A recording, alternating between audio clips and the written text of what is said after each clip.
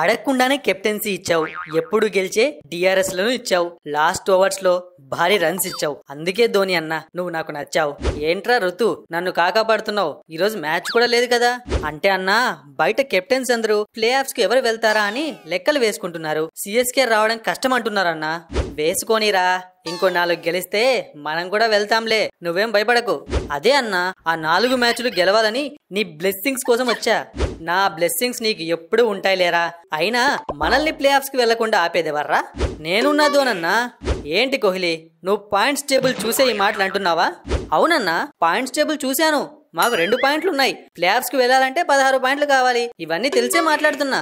ఇన్ని తెలిసిన వాడికి మీకు మిగిలింది ఇంకా 6 మ్యాచ్లే అని, అవన్నీ గెలిచినా మీకు వచ్చేది 14 పాయింట్లే అని తెలియదా? ఇప్పుడు కరెక్ట్ పాయింట్కి వచ్చావన్నా. అవును మాకు 14 పాయింట్సే వస్తాయి. కానీ 4 టీములకు ఖచ్చితంగా 16+ పాయింట్స్ వస్తాయని గ్యారంటీ లేదు కదా. ఎందుకు రావు? ఎక్కువ తక్కువ మాట్లాడితే మాకు 20 పాయింట్లు వస్తాయి. టాప్ 1లో ప్లే ఆఫ్స్ కు పోతాం. కప్పు కూడా కొడతాం. ఒరే సంజు బాబు, కప్పు గురించి మనం మళ్ళీ మాట్లాడుకుందాం. ప్రస్తుతానికి ప్లే ఆఫ్స్ దగ్గరే ఆగిపోనన్నా. సర్లే మీ ఇష్టం. చెప్పే కదా 20 పాయింట్లు ఫిక్స్, ఇంకా తగ్గేదేలే. కోహ్లీ సంజు చెప్పిన దాంట్లో ఫ్యాక్ట్ ఉందిలే. వాళ్ళు ప్లే ఆఫ్స్ కి వెళ్ళడం పక్కా. వాళ్ళు పక్కా అయితే మేమేంటన్నా? మేము కూడా పక్కానే. మీకు 10 పాయింట్సే ఉన్నాయి. ఇంకా 6 రావాలంటే 3 మ్యాచ్లు గెలవాలి. అప్పుడే నీకు ఎందుకంత తొందర? కోడి వచ్చి ఎగరడం గురించి గద్దకు టిప్స్ ఇచ్చినట్టే ఉందన్నా నీ కథ. అంటే 2 పాయింట్లున్నా నువ్వేంటి నాకు చెప్పేది అంటున్నావు, అంతే కదా? బరాబర్ అంతే. మాకు 16+ పాయింట్స్ గెలిచే ఛాన్స్ ఉంది. మీకు 14 దాటే ఛాన్స్ లేదు. అసలు ఈ డిస్కషన్లో పాల్గొనే అర్హతే లేదు మీకు. నిన్నగాక మొన్న ఫామ్లోకి వచ్చి ఎంత మాట అన్నవరా నన్ను.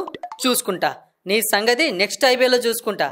నెక్స్ట్ ఐపీఎల్లో చూసుకుంటా అంటున్నావు తప్ప ప్లే ఆఫ్స్లో చూసుకుంటున్నా అని అనలేకపోతున్నావు చూడు. అది అన్న మీ ఆర్సీబీ పరిస్థితి.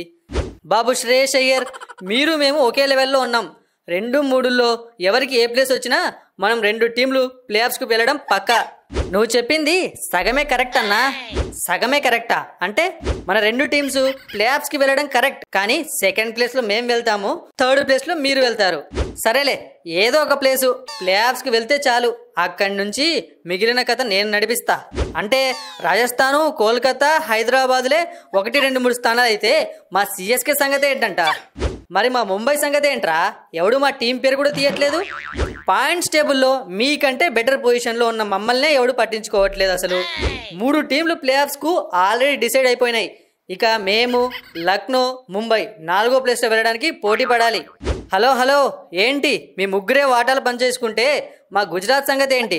మేము కూడా రేస్లో ఉన్నాం. నువ్వేంట్రా మధ్యలో? ఉన్న ఒక్క ప్లేస్కి ఇంత కాంపిటీషనా? చూడండి, ప్రెజెంట్ అయితే మన 4 టీమ్స్లో సిఎస్కేనే టాప్లో ఉంది. ప్లే ఆఫ్స్కు మేమే వెళ్తాం. మీ 4 టీంలు చూస్తే నాకు నవ్వాలో ఏడవాలో అర్థం కావడం లేదురా. ఎందుకలా అనిపిస్తుందో చెప్పు కోహ్లీ.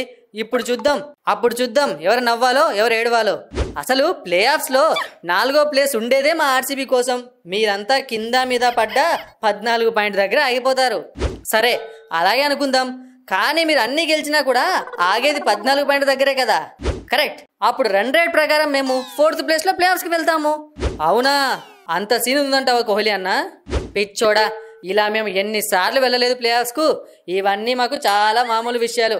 ఇంకో 10 మ్యాచ్లు పోతే మా ఫ్యాన్సే లెక్కలు వేసి చెప్తారు. ఏం లెక్కలన్నా? నీ ఆరెంజ్ క్యాప్ స్కోర్ లెక్కలా?